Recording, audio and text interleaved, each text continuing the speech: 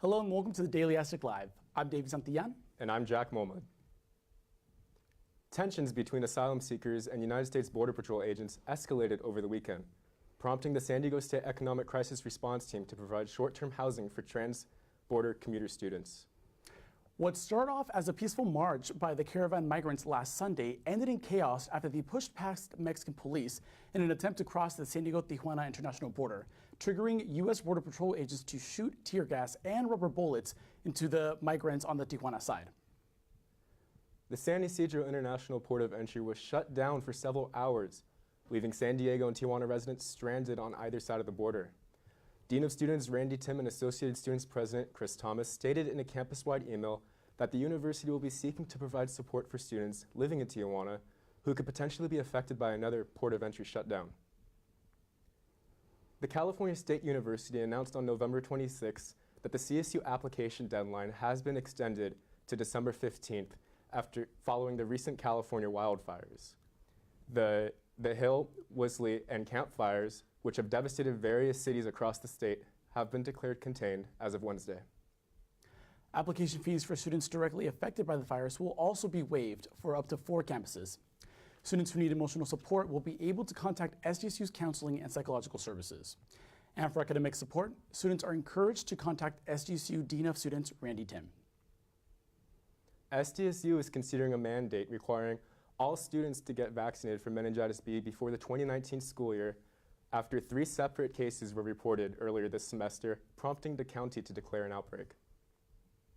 According to university spokeswoman Corey Marshall, the school is in preliminary discussions with the San Diego County Department of Health and Human Services to add the Meningitis-B vaccination to the current list of required immunizations for incoming students. Coming up next is sports with Kyle Betts and Aaron Tolentino. But first, the Malcolm A. Love Library has gone under recent construction to accommodate new art exhibits, documents, and a new Chicano collection study area. More on the story is Daily Aztec reporter Stephen Early. Students might notice several changes in construction projects happening at the Malcolm A. Love Library here at San Diego State University. One such completed change is the newly renovated Chicano collection area and study space. The space where the Chicano collection is mostly finished. I think we have a couple of things we're still working, but students are welcome to use the space now. The adjacent space where we're expanding and relocating special collections. Special collections, which house unique and valuable books, periodicals, manuscripts, and documents, will also be moving as renovation plans move forward. Anytime we make changes, I include furniture that, as much as possible, can have additional outlets for USB drives, and that also I also tried to provide a variety of study type furniture. Since 1970, the collection has moved and evolved into a multidiscipline reading and study space. I wanted to make sure that students felt like they had a voice and that they were aware of changes that were happening, and that the things that they had done in the previous space, working together, being able to meet people, using the collection, looking at the exhibits that were in that space, that they could do that. I took a Chicano studies class, and I'm really kind of interested in Hispanic art, and the art down here really connects to me. And for the Daily Aztec, I'm Stephen Early.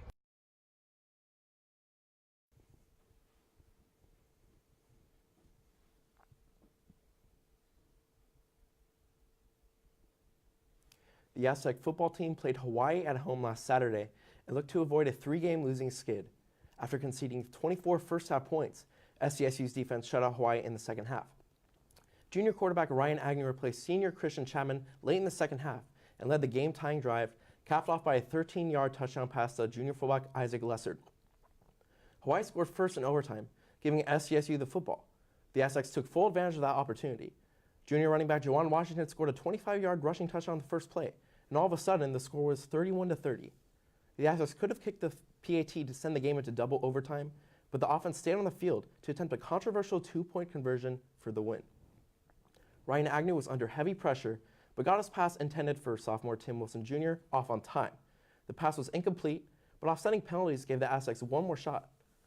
Agnew overthrew a goal line fade pass to junior tight end Kahale Waring, ending the game and possibly the Aztec season.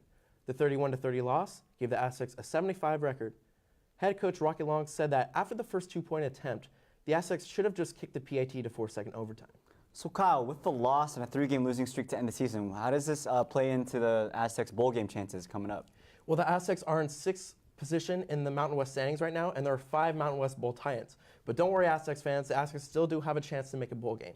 There are 5 bowl games right now for the tie-ins. That includes the Las Vegas Bowl, Hawaii Bowl, Arizona Bowl, New Mexico Bowl, and famous Idaho Potato Bowl. Now, the Aztecs lost 3 out of their last 4, but they beat ranked opponents such as Boise State and Arizona State, and that looks good on the resume, so I think there's a good chance that they can get selected. So the Aztecs were selected to a bowl game today. Which bowl game realistically is poised for the Aztecs coming up? Well, the Aztecs cannot get selected in the Las Vegas Bowl, as the winner of the Mountain West Conference Championship between Boise State and Fresno State will be selected for that one. And Hawaii will fittingly play in the Hawaii Bowl. I've heard a lot of speculation about the Aztecs getting selected for the Arizona Bowl, however, so we should keep an eye out for that. And the bowl selection committee will make their picks on Sunday. Mountain West selections came out. First team, second team, honorable mention. So which guys were selected for these accolades? Well, for the first team on offense, sophomore lineman Keith Ismail was selected. And on defense, junior linebacker Kiava Tazino was selected. Both had really great seasons.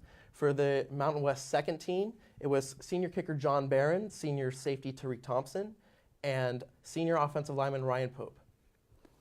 How do you feel about, what are your thoughts on this list? I mean, do you feel like anyone was ranked too high, too low, or even do you feel like anyone got snubbed? Well, I like the list, but I do have a problem with the Defensive Player of the Year accolade. That went to Fresno State linebacker Jeff Allison. And he had a good season, but I do believe that Kiava Tazino deserves that award. Take a look at the stats between the two of them. Allison played in 11 games, Tazino played in 12. Allison had 108 tackles, Tazino had 119. Allison had 0 sacks, while Tazino had 8.5. And Allison had 2 interceptions, while Tazino had 0. So I do believe they are similar players, but Tazino made so many game-changing plays down the stretch, and obviously the sack difference. I do believe Tazino deserves this award. I mean, despite the stats that you just you just spewed out, I mean, why do you think the committee didn't pick Tazino for Player of the Year? Well, I think this might have to do with football politics and whatnot, but this is an individual accolade. I think this definitely should go to Tazino, but I feel like the committee might have selected Allison just because Fresno State had a better record and they defeated the Aztecs, so that could be a possibility. So switching to Aztecs Med basketball now, Aaron, how's the team been doing? So last week they had a slate of 3 games at the Maui Invitational. They started off the Invitational with a 26-point loss to then #1 Duke, which is no shame. I mean, you know, they had the 3 freshmen that everyone's talking about that are projected NBA draft picks. But they did come back the very next day against a Xavier team that's no slouch. I mean, they were the #1 seed in an NCAA tournament last year, and they came back from a 19-point deficit to come back and win the game 79-74. But the Aztecs in their final game of the 3-game set did not get the finale they would like. They ended up being blown out by Iowa State by 30 points. So that 30-point blowout, they come back to San Diego. How do they respond to that loss? They responded by a 87-44 drubbing of Jackson State. The Tigers, the San Diego State started off with a 9-0 run with 3 threes from Devin Watson, Jeremy Hemsley, and Matt Mitchell, so they came out firing to make a statement. They had a 28-point lead at halftime that ended up being a 43-point deficit at the end of the game. Certain standouts, 5 Aztecs were in double figures. You had Matt Mitchell get 15 points. Jordan Shackle also had 15 points on 5 of 6 shooting from the field. Jalen McDaniels added 14 points, Nolan Lorraine had 11 points, and Devin Watson had 10 points of his own. And just on a side note, this was San Diego State's biggest win against a Division I opponent since 1986. So a very good win by the Aztecs. So what else did you see out of the Aztecs? In games like this, where a lot of garbage time, a lot of people don't play, or a lot of people play who don't usually play, it's hard to pick out certain things in terms of what you'll see from in the future against tougher opponents. But I did notice that Brian Dutcher got his first technical foul since being named head coach of San Diego State 2 seasons ago. How do you get that technical foul? It was the Aztecs were up 16-2, and Dutcher was complaining on traveling call. But after the game, his main explanation was he didn't want to coach like he was up 30. He wanted to instill that competitive fire no matter how big the lead was. And Matt Mitchell said after the game, he thought it was funny Coach Dutcher getting a technical because Dutcher, according to the players, is a mild-mannered guy, and you know he doesn't get hot-headed like that. But it was good to see the Aztecs, no matter how big the lead or how trivial of a game this is in the grand scheme of things, still have that competitive fire no matter how big the lead was. So Aztecs sitting at a 4-2 record right now. What's next for the team? The Aztecs are probably on a plane right now or just have landed in Illinois while they take on Illinois State in a non-conference matchup tomorrow. All right, thank you for that update. You're welcome. Most people know junior quarterback Ron Smith, the football player. However, his accomplishments in the classroom might be more impressive. The Daily Aztec got a chance to talk to Smith, who amazingly got his bachelor's degree in just 3 years while playing football. Cornerback Ron Smith is a starter on the San Diego State football team, but his accomplishments go far beyond the football field. Smith was able to receive his bachelor's degree in psychology in just 3 years, and he's currently working on his master's degree in education. In high school, I was always saying that when I do get to college and am able to be on scholarship, I'm trying to get out with a master's because, you know, being able to get out of that debt-free is something that a lot of people can't do. It's my job to help our student athletes stay eligible. Ron's a great example. Not only does he exude that in the classroom with, graduating in 3 years and working on his master's, but, he's a great teammate. In high school, Smith's involvement in various sports and extracurricular activities helped him stay out of trouble, stay focused, and manage his time wisely. I was doing theater, I was a part of student government, I was doing track and football. So because I was doing all that in high school, it was a pretty easy transition for me. Smith, who posted a 3.76 undergrad GPA, said his wisdom in the classroom translates to the football field. There's ways that you have to think about the game that are a lot more strategic than people really understand. So I really try to see my keys and try to make those plays in my mind so that when I can physically make them, it becomes that much more easy. We do play a very complex defense, a lot of moving parts. We ask the guys to know a lot. I think Ron's one of the very few that he understands what everybody is supposed to be doing. Smith said he wants to be an example for the kids in his community. Especially growing up, it was always, you should try to get out of Oakland and try to make it to bigger, better places because I love the city. I love the people in the city, but, trying to make it to that next level so that I'm able to either give back to the city or just act as a model for people to follow. I guess it's kind of a shocker because most athletes, you got the stereotype that most of them aren't the smartest and most of them only focus on football. Which I don't think is always true, but I guess he is kind of one of the anomalies. And for the Daily Aztec, I'm Maureen Tolentino.